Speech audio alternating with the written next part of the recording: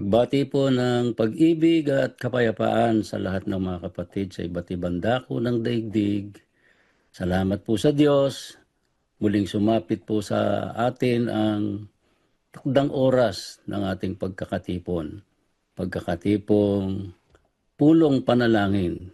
Kaya po kami ay minsan pa nag-aanyaya, nagpapaalaala sa lahat ng mga kapatid na dadalo sa batch na ito. Ihanda natin ang ating mga sarili. Sana mga kapatid ay meron na tayong lugar na kalulugarang hindi tayo maabala sa ating gagawing pakikinig ng mga salita ng Diyos at una sa lahat sa ating gagawing pagdulog sa pananalangin sa Panginoon. At salamat po sa Diyos sa lahat ng mga panauhin natin saan man dako sila naroroon. Kami po ay masaya at pinaunlakan niyo uli ang aming paanyaya na makasama namin kayo sa ganitong mga pagkakatipon. Nawa ay mabuksan ang inyong puso, maunawaan din ninyo ang banal na salita ng Panginoon na salita niyang makapaglilinis ng ating mga karumihan, makapagpapatawad ng lahat ng ating mga kasalanan. Sana makinabang din po kayo sa ating gagawing pagkakatipon. At hindi lang kayo, kundi pati ang inyong sambahayan. Lagi po namin idinadalangin sa Panginoon. Sana magkasama-sama sana tayo sa matuwid na paraan ng paglilingkod sa Diyos. At sa lahat po ng mga bagong bautismong mga kapatid, welcome to the fold. At salamat po sa Diyos na buksan ang ating mga puso, nakakilala tayo ng katwiran, na buo ang pananampalataya sa ating puso ngayon. Dahil sa pagtanggap ng bautismo, magkakasama na tayo. Sana lalo tayong magpakasigla, magpakatibay, tayo po ay nasa wastong paglilingkod sa Diyos. Right direction ng paglilingkod. Hindi po tayo nagkamali, mga kapatid, kaya nasa sa atin po lahat ng dahilan para pasalamatan natin ang Panginoon. Dahil ang pananampalataya, nanggagaling yan sa pakikinig. Ang pakikinig sa salita ng Diyos. Di ba yun po ang itinuturo sa atin ng ating mga mangangaral, gaya ng nakasulat sa Roma, 17. Ang sabi po sa talata ay ganito, kaya nga, ang pananampalataya ay nanggagaling sa pakikinig. At ang pakikinig ay sa pamamagitan ng salita ni Kristo. Kaya ang tao magkakaroon ng pananampalataya dahil sa pakikinig. Sa lahat ng aming mga bisita, sana po mapakinggan nating mabuti yung mga katwiran ng Diyos. Na sa ganon, sa awat tulong ng Diyos ay makaramdam tayo ng pananampalataya sa puso natin, nawa ay ito ay ating maramdaman at ating magawa yung kalooban ng Panginoon. Alin ang pakikinggan natin? Ang sabi sa talata, pakikinig sa mga salita ng Diyos. Yung salitang ikagagaling, salitang ikabubuti ng bawat isa sa atin. Pero siguro napapansin ninyo, meron tayong pakikinggan. Hindi naman po tayong lahat ay makikinig na ang Diyos ang magsasalita. Hindi. Merong ang Diyos nakakasangkapanin para mapakinggan natin yung kanyang mga salita. Ito'y mahalaga sa buhay ng bawat isa sa atin na sumasampalataya. Kaya tayo nagkaroon ng pananampalataya, merong kinasangkapan ng Diyos para mapakinggan natin ang kanyang mga salita. 14, lagay lang po natin sa 14 hanggang 15. Ganito po ang ating mababasa. Paano nga silang magsisitawag doon sa hindi nila sinasampalatayanan o sinampalatayanan? Paano ka nga naman tatawag doon sa hindi mo sinampalatayanan? At paano silang magsisisampalataya sa Kanya na hindi nila napakinggan? Paano ka naman nasasampalataya naman sa Diyos na hindi mo napakinggan ang tungkol sa Diyos? Ang salita ng Diyos hindi mo napakinggan. Hindi ka makakasampalataya. Ano ibig sabihin? Paano silang mga kikinig na walang tagapangaral? Di mayroong dapat na tagapangaral tayong pakikinggan na magsasalita ng mga salita ng Diyos tungkol sa Diyos para tayo'y magkaroon ng pananampalataya. Paano po yun? Sa 15, ang sabi sa talata, paano silang magsisipangaral kung hindi sila mga sinugo? So mayroong isinusugo po ang Diyos para mangaral, mapakinggan natin yung aral. Kaya nga mangaral, yung aral ng Diyos, kanyang sinasalita, salita ng Diyos, mangangaral na napakalaki ng halaga sa buhay nating magkakapatid. Kaya tayo ngayon ay mayroong pananampalatayang nararamdaman sa puso na sana maingatan natin ang pananampalatayang ito, manatili tayo sa pananampalataya, manatili tayo sa Panginoong Jesucristo para po tayo maging dapat. At siyempre, dun sa mga ngaral na isinugo ng Diyos, kaya tayo nagkaroon ng pananampalataya. Nagsasalita siya ng mga salita ng Diyos. Siguro mga kapatid, naiintindihan naman natin, kaya tayo ay tumanggap ng bautismo dahil naunawa natin yung salita ng Diyos sa pamamagitan ng ating mga ngaral. Hindi sa pamamagitan ng sinuman, hindi sa pamamagitan ng ating magulang, hindi sa pamamagitan ng ating kaibigan, ng kakilala, kapatid, sa pamamagitan po yan ng isinugo ng Diyos na nagsasalita ng kanyang mga salita. Kaya sana mga kapatid, nakaredy po na tayong lahat.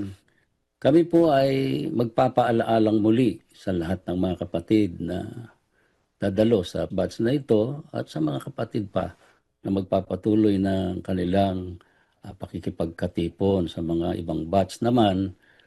Sana mga kapatid, tayo po ay nakahanda na, takdang oras na po na tayo ay dadalangin sa Panginoon. Masumpungan nawa tayo ng Diyos na tayo ay nagpapatuloy sa kasakdalan, iniingatan ang kanyang mga salita, na meron tayong mabuting budhi, malinis na puso, para tayo po ay maging karapat-dapat sa ating gagawing pananalangin. Kaya mga kapatid, tinatawagan na po ng pansin, gaya ang naituturo sa atin, magpatuloy tayo sa kasakdalan, huwag tayong titigil. Ang sabi nga doon sa Hebreo 6:1, ay ganito po ang ating mababasa, kaya tayo'y tumigil na ng pagsasalita ng mga unang simulay ng aral ni Kristo. At tayo'y magpatuloy sa kasakdalan. Magpatuloy po tayo mga kapatid, huwag tayong titigil para po tayo ay magkamit ng pangako ng Diyos. Dahil pagtigil natin, hindi tayo magkakamit ng kanyang ipinapangako. Para lang tayong pumapasok sa school, hindi tayo nagtapos, hindi natin pinagpatuloy, wala tayong diplomang tatanggapin, hindi tayo aakyat sa stage. Kasi hindi natin itinuloy, kailangan ipagpatuloy natin yung ating paglilingkod sa Diyos, ipagpatuloy natin, dapat magtuloy din yung pag-ibig. Dahil kung wala tayong pag-ibig, sabi nga ng kuya, hindi rin tayo makakapagpatuloy.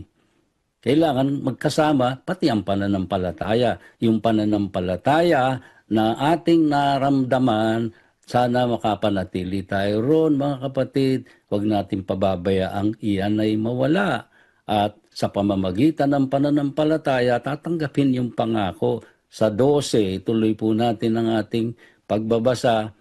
Mga kapatid, ganito nakasulat, Hebreo 6:12, na huwag kayong mga tamad. O huwag tayong maging tamad.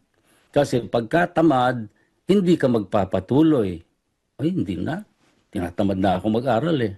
Hindi ka na nga tutuloy. Hindi ka magiging sakdal. Tayo magpatuloy sa kasakdalan. Nasabi, huwag tayong mga tamad. Kundi, mga tagatulad kayo. Ang sabi, sa mga nasa pamamagitan ng pananampalataya at ng pagtitiis ay nagsisipagmana ng mga pangako. Merong nagsisipagmana ng pangako na sila ang ating tutularan. Diretsong pagbabasa, ang sabi nga ng kuya, na huwag, pakilagay uli ang talata, na huwag kayong mga tamad, kundi mga tagatulad kayo sa mga nagsisipagmana ng mga pangako sa pamamagitan ng pananampalataya at ng pagtitiis. Ayun, tularan po natin yung nagsisipagmana ng pangako. Paano nagsisipagmana ng pangako? Sa pamamagitan ng pananampalataya at ng pagtitiis. Kaya sila ay nagsipagmana ng pangako dahil sa pananampalataya, sila'y nagtitiis, nagpapatuloy hanggang sa kasakdalan. Hindi sila tinamad, nagpatuloy po sila. Marami mang mga hadlang, marami mang kapighatian, marami man na mga balakid, nagpatuloy pa rin, nagtiis. At yung pananampalatayang tinanggap, pinanatilihan nila. Kaya sila ay nagsipagmana ng pangako ng Diyos. Sana ganun ang gawin natin, tularan natin sila, sabi nga. At hindi lang naman po hanggang dun sa pananampalataya, mga kapatid, may dagdag pa yan.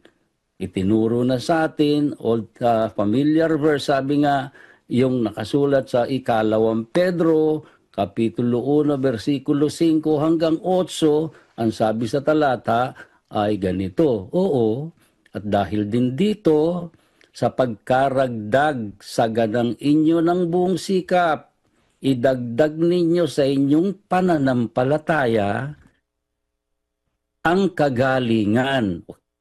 Dadagdag natin sa ating pananampalataya yung kagalingan. At sa kagalingan ay ang kaalaman. Tapos, at sa kaalaman ay ang pagpipigil. At sa pagpipigil ay ang pagtitiis. O di, kasama pa rin. Tapos, at sa pagtitiis ay ang kabanalan. O kabanalan po yan. Tapos, at sa kabanalan ay ang mabuting kalooban sa kapatid. At sa mabuting kalooban sa kapatid ay ang pag-ibig. Di sama-sama po yan. Pinag-aralan na natin yan, itinuro na, idadagdag natin po yan sa ating pananampalataya, mga kapatid. Ano ibig sabihin? Pagka dinagdag natin yan, makakapagpatuloy ba tayo hanggang sa kasakdalan? Sa 8, ang sabi po sa talata, sapagkat kung nasa inyo ang mga bagay na ito at sumasagana, ay hindi kayo pababayaang maging mga tamad o mga walang bunga sa pagkakilala sa ating Panginoong Jesucristo. Pagka lahat ng yan na ating nabasa, kasama ng pananampalataya, dahil dinagdag natin, ay hindi tayo pababayaang maging mga tamad o walang bunga. O hindi tayo magiging tamad, kundi bagkus magpapatuloy tayo. Ano man ang dumating, meron mang kalamidad, meron mang mga problema sa buhay, karamdaman na mabigat, magpapatuloy pa rin. Bakit? Kasi yung pananampalataya, nandun pa rin yung pag-ibig, kasama na ron, tuloy-tuloy na tayo ay makapaglilingkod sa Diyos. May mga paninira, mayroon man kung ano-anong mga alimuo, mga chismis, hindi na natin pinapansin. Bakit? Kasi ang nagahari, yung pananampalatayang nasa atin, idinagdag pa natin yung mga ibang esensya niya sa ikapupagiging dapat natin. Kaya magiging sakdal tayo, mga kapatid, na sabi nga, hindi tayo pababaya ang maging mga tamad o walang bunga. Yung palang tamad, pareho lang nung walang bunga. Kaya walang bungang ikabubuti, walang bungang ikapagiging dapat, hindi tayo magiging sakdal. Kasi gumagawa tayo, kalakip yung kabanalan. Kabanalan kasama dun mabuting kalooban sa kapatid. Kaya pagka may mabuting kalooban sa kapatid, hindi po maiwawala o hindi may aalis yung mayroong nakalaang pagpapatawad kung nagkulang man, nagkamali ang kapatid, lagi na may reserbasyon kang pagpapatawad para sa kapatid. Kasi may pag-ibig ka sa kapatid. Kaya ganun po mga kapatid, at ang hindi natin maiiwasan na yan ang galing sa pakikinig. Pakikinig ng mga aral ng Diyos. Ulitin lang natin yung sa Roma 10:17, ang sabi ay ganito, kaya nga ang pananampalataya ay nanggagaling sa pakikinig. Yung pananampalataya ngayon na nararamdaman natin at nasa ating puso na dapat nating ingatan, nanggaling po yan sa pakikinig. At ang pakikinig ay sa pamamagitan ng salita ni Kristo, na yung pakikinggan natin, yung sinugo ng Diyos. Inevitable, ang sabi nga sa Ingles. Hindi maiiwasan yan. Mahalaga po sa buhay natin yung sugo ng Diyos.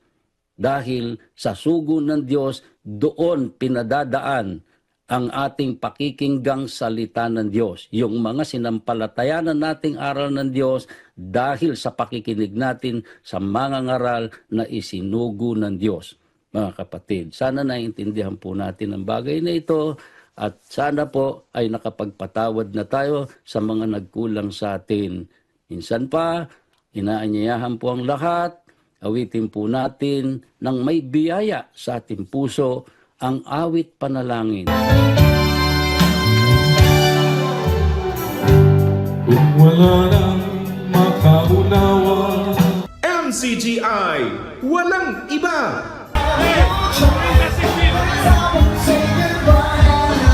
ready na sila. Handa na ba kayo sa ating unang category?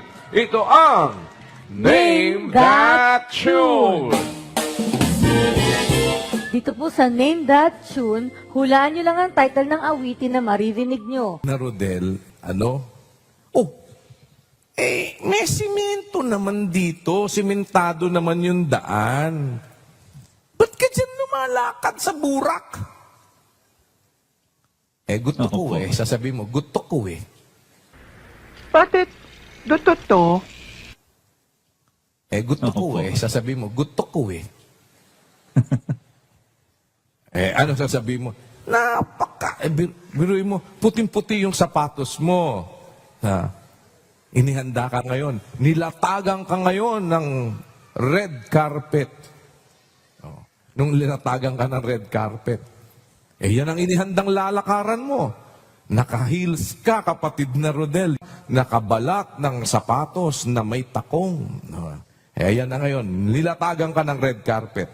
Yan ang inihanda para lakaran mo. Tapos doon sa may gilid, meron doon sa kabilang gilid, puro tain ng manok, tain ng kalabaw, tain ng aso. Ano? Doon ka ngayon lumalakad. Gusto ko Sasabihin mo, gusto ko Bakit? Totoo? Gusto ko Sasabihin mo, gusto ko Bakit? Totoo?